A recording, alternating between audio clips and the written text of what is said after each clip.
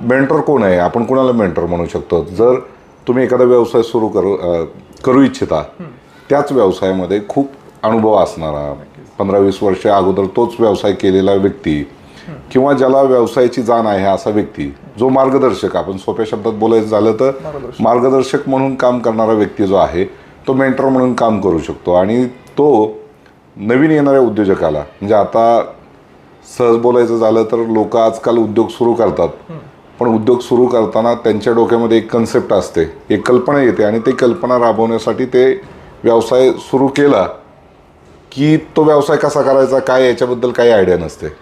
आणि बऱ्याचदा असं होतं की सुरुवातीच्या काळात खूप सारा खर्च करून ते लोक म्हणजे नुकसान होतं.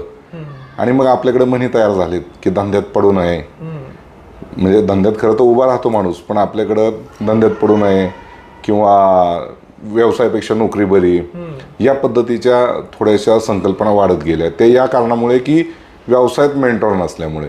कारण तुम्ही शून्य अनुभव घेऊन व्यवसाय सुरू करता, तो जर एखादा मेंटॉर तुमच्यासोबत असेल तर त्याचा 20 वर्षाचा 30 वर्षाचा अनुभव घेऊन पहिल्याच दिवशी तुम्ही व्यवसायात उतरता.